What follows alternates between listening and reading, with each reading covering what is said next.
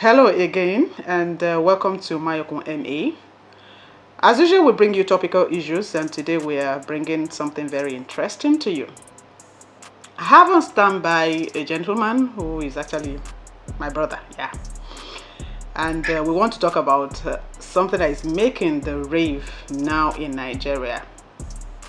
The quest for people to look for greener pastures is increasing every day.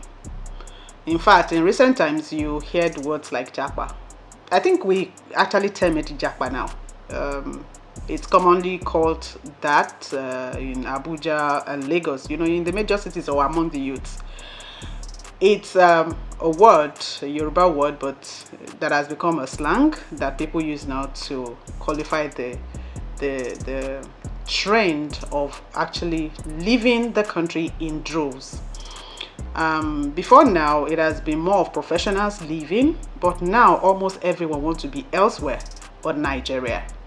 Some are going abroad to study, but while they are planning to go abroad to study, there is a plan never to come back. Some are going to join their families who have been abroad before now.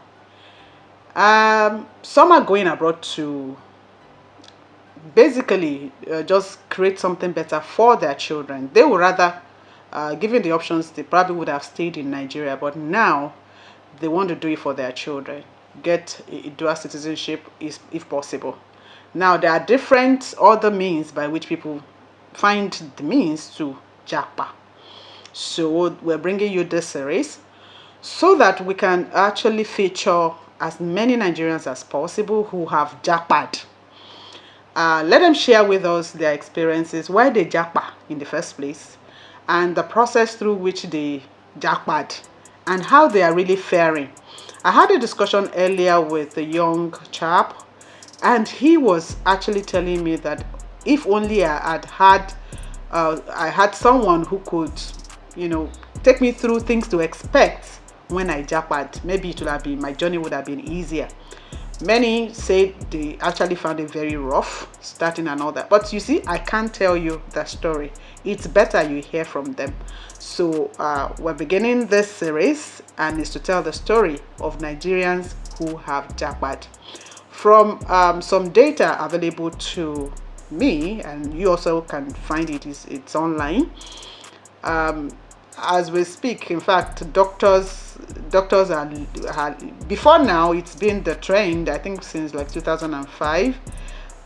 There has been many doctors who left in thousands, so much so that the NMA president, later I'll read out some of the statistics to us, that the NMA president, that's the Nigerian Medical Association president, had to actually cry out and say, "Oh, we're losing so many professionals to brain drain.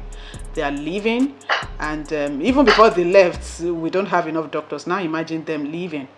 You have even lecturers leaving. Almost everyone. In recent times, we've had a case where bankers, most employees of banks in Nigeria actually left, and that has actually caused some technical delays or some form of technical issues with customers finding it difficult to operate their app or withdraw or conduct transactions successfully. Anyway, we all know what this is, and the trend is not stopping soon. It's not stopping anytime soon. So anyway, let's get to it. I have with me this evening Tunde Jerry.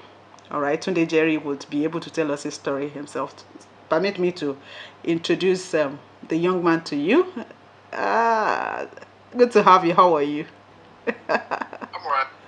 Okay. Okay, I want to believe you are Nigerian, right? Because anyone who sees you will say, "Are you sure this guy is Nigerian?" How about Yoruba? I'm a Yoruban here. That's an interesting word. Good to know. All right, let me move you close to the speaker. Well, for everyone watching, please permit this rugged way of presenting everything to you. We tried to set up earlier, do the FEZ, but it didn't work out. And I said, you know what? We won't stop what we have to do despite the hiccups we have. So let's go. Let's do it the crude way. let me hold the phone so at least we can have this recorded. All right, Tunde Jerry, tell us your story. Why did you leave Nigeria in the first place? Why? Okay, story is kind of a unique one because with me, it wasn't something I had actually planned. Unlike most of the people that I know who actually planned them out, and mine wasn't planned because the last time I went to the US Embassy would have been like 7 years before or prior to me leaving. Okay. So a friend of mine had country from the US, and he had stayed a couple of days in my house, and we got really talking and all of that. So he came in December and he was leaving in January, and he was like, guy, have you thought about leaving this country? I'm like, you see, my problem is not leaving the country, but the problem is me going to the embassy and being rejected, and the waste would be my own problem. If somebody tells me, oh, when you bring XYZ amount of money, I will stamp your visa, you're going, I'm ready. But if I have to keep trying every time, I'm wasting money when there's no assurance, I'm not giving that any shot anymore, because I did this 7 years before. And it didn't work. The way my 17,000 naira went, or was it 50 something? I can't remember at the time. Went for days. I could not sleep. I never thought about it. I never thought about it anymore. So, but he really talked about it like, you just have to keep trying. Just keep trying. Just keep trying. I'm like, keep trying. I'm wasting XYZ amount of money every time. But once it was done and he left in January, that particular morning, like a week after he left, no, a week, was like 3 months after I left, I just slept and I woke up that morning. I'm like, wait, truthfully, I tried this thing 7 years ago. What if I went back now and I'm giving? Or for trial's sake, let me give it a second shot. So that morning, I had been planned. I just picked Uber. I'm like, let me go to the American Embassy and get inquiries from all those vendors who are always outside doing pictures, and they were like the best people to get proper information from. So I came down and everybody was all rushing and blah, blah, blah, blah, blah. And I saw this certain woman. She was a vendor, but she wasn't with the rush thingy. Okay. And that really attracted me to, let me go and meet this one who seemed a little more calm. And I went ahead and I'm like, are you a vendor? She said yes. I'm like, I want inquiries on what to do, how to go about leaving the country to the US. And she was like, oh, let's go into my car. My car is parked somewhere. We got into the car. And she was like, so what do you want to know? I'm like, everything and anything it takes. The last time I tried 7 years ago, I can't remember exactly how I went about it. She was like, okay, you just pay 65,000 naira to GT Bank, and you get your visa date or visa fee. That's supposed to be your visa fee and all. That time, she's going to charge me 20,000 to help me fill my form. Oh wow! I'm like, me, I'm not giving you 20,000. Just that. I said, no, me, I'm giving you 10,000 because this thing I just want to try it. Okay. That's what it was. I just want to try it. I have not done it in 7 years. I just want to try it out again. So this is going to be like a fresh start for me. So it's like any day just take my number. I'm like, I'm ready now as we're speaking. Wow. So like, they said, I'm ready. She said, okay, if you are ready, show me, go and pay the 67,000 to GT Bank. I took the same Uber that brought me, took him bank very close to the embassy, and I paid the 67,000 naira, and I brought the receipt back to her. I said, like, I thought this was a joke. I said, for you to know that I'm not joking, but yeah, take 5,000 as part payment for money. Then let's fill the form. So we sat in the car for that long. We were filling the form. The ones I couldn't remember, she was like, when I get home, I should get information. I get it to her, and I did. Okay. And once done filling the form, she says, give me a few time. Anytime I get a visa date, I'll let you know. I said, okay. Oh, so she helped you to, get a slot for a visa, an appointment. Okay. Yeah. Okay. Go ahead. Just anytime she sees a visa date, she would let me know. Okay. So I just went home and forgot about it. Maybe like 2 weeks after, she was like, bros, I've seen the visa date for you. It's going to be XYZ date. I'm like, okay, which is fine. She's not like, the problem is anytime you're coming, please make sure you have all your beards, because the American embassy, once they see you with this beard and this, I am very really? Wow. Yeah, she said once they see you with this amount of beard, they will never give you. They they will equate you to a terrorist and wow. and all of that. I'm like, yeah, I said, okay, no problem. Wow. Then like a week later, she calls me and say, oh, I found a closer date compared to the one we had. Oh. Would you want to stick or pick the new date? If you pick the new date, it will cost another 2,000 naira. I said, I want the new date. He said, but I said, because the new date is like middle of the month. So if I get, I have the rest of the month to get sober and cry. But the old date, almost end of the month, it will take me into the new month to start crying. And this boy is funny. I'm like, so just give me the new date. I'll pay the 2,000 extra. So I paid the 2,000 extra to change the date for me. Okay. And she said, okay. Insist me. On the day of the interview, I did not remember. I was sleeping because I really was not interested. What? But just because a friend pushed me into it, he talked me into it. On the day of the interview, I was sleeping. So she calls me. I'm like, Moti Walemba, she happens to be Yoruba. So Moti Walemba, I said, ring me for. She said, today's your interview. Jesus. I'm like, are you? So I rushed up. I did not have my bath. I repeat, I did not have my bath. I only sprinkled water on my beard to comb it out. And I picked a Uber. But and I went did you remember to shave as she advised? Shave. I wasn't going to shave because this is my take. And that's the first thing she asked me when she was like, bros, you did not shave. I say, auntie, me and you know that this is a trial. If you tell me that there's somebody inside you have arranged with to start my visa, I will remove everything. But you see this game we're doing, I will not lose my beard. And at the end of the day, not get the visa and then have to cry. I just want to choose one. Any day I have enough money to work it, that there's going to be a certainty, like there's an assurance. Then I'll remove all my beard. I can wait for me. I say, don't worry, I just want to try this thing. All my friends that I've asked have told me, oh, they got it on the 7th trial. They got on the 6th trial. One told me got on the 11th trial, my first or second, as it were, after 7 years. I was like, okay. So I went in. Then the second of circle, I got to the gate before the main gate, and there's this very friendly African woman. She asked me, do you have an old passport?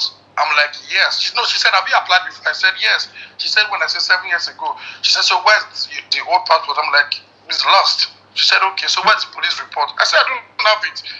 She was like, you're not ready for the interview, get out of this line. And because me, I used to hate harassment, and I thought she meant what she said, I turned back and I was going home.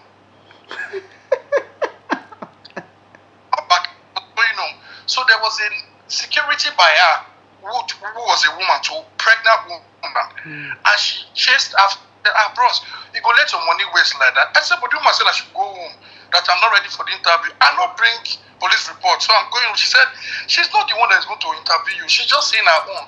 Go in, then if they ask you for what inside, and you don't have it, then you know you have tried. I'm like, but she sounded like she's only... As if she was an authority. Yeah, like nobody goes through the father except through her. That's how she sounded. No. And she's very... So I'm like, okay, I just turned back, and truthfully, I walked past her, she didn't say nothing. And I went in. And when I went in, 7 years started playing back in my head. The first time I was 7 years ago, everything came back into my head. And I remember they had told me 7 years ago, there are certain people who are very harsh, where some of the consulates, or what are they called? Yeah, consulates. That they are harsh. There's a certain woman, there's a certain man you should never go to. That was 7 years ago. So when I was on the queue 7 years ago, and I was actually going to go to one of the men, I threw my documents to the floor, and the person in my back walked past me. So I could go and meet the ones that are friendly, and I was denied. Wow. So this time around, let's go and meet the ones that are not friendly. Yeah. I just told myself, this time around, I'm not even bothering who is interviewing me, who is not. And when it got to my turn, I put my head up. It was the same man who denied me. Wow. Yeah. I just started speaking in tongues. And if I started speaking in tongues, one prayer came to me that I'd never said before. And I just found myself saying, I am not denied, I'm not rejected. Everything works in my favor. Wow. Just kept repeating those three. I am I'm not rejected. Everything works in my favor. Wow. I kept repeating those things till I got to the man's front. So when he asked me, what are you going to do in the US? Mind you, I did not come with any document. So let me quickly make that. You see, when they lie to you that if you don't have account details, your documents are like this, nobody listens to you. Actually, in the US embassy, nobody cares about your documents. I had my passport with me. Really? At 4 months, yes, my passport was going to expire in 4 months. That was all I had in my hands. Wow. So asked me, what are you going to do in the US? I'm like, there's a friend of mine who just said I should come over. What? That's what I sincerely. I used to tell everybody that my story seems like a written Nigerian movie because it's the weirdest shit. I'm telling you. Sorry, I use that word. I'm like, a friend of me said I should come over and come and see what the US looks like. It was like, okay. Of course, before they ask you this question, they read through all the questions, all the information. So there is nothing there outside the box of all the information you have given them. But it's the confidence to which you answer the same thing you have written that brings your good luck or otherwise. The other way. Okay. Yeah, so he asked me the second question. He said, do you have a job? Okay. That's my second question. Of course, I filled in the form that I am working. I earn XYZ yearly. You're not asking me, do I have a job? And because I was foolish and I was not ready to bargain all this, and because to me it was a joke, I said, sir, can you do me a favor? I said, what is that? I said, can you lift up your head from your glass? Because there's a glass barrier between the consulate and I. I said, you want to take a look at my shoes? And he said, why would I want to do that? I said, maybe you should try. And he actually did. He gargled and looked at my shoes. I said, you see these shoes? They are not cheap. If I didn't have a job, I can't afford it. And he laughed so hard. So hard. Since me, he was literally laughing so hard. The next night, I had pick up 7 working days. Those were my 2 questions. What? Pick up your visa in the next 7 days. Pick up your visa in the next 7 days. That's all the questions I was asked. Wow. So, wow. People of God, spent 65,000 there. Wow, that was supposed to be a test run. Let's just see. With my food. This is not my beard. People who know me know my beard. My beard was half combed. My hair was tattered. Yes, I know. It's very long. It's in fact, most times I remember then we won't see your face. There was a time I probably couldn't see your lips.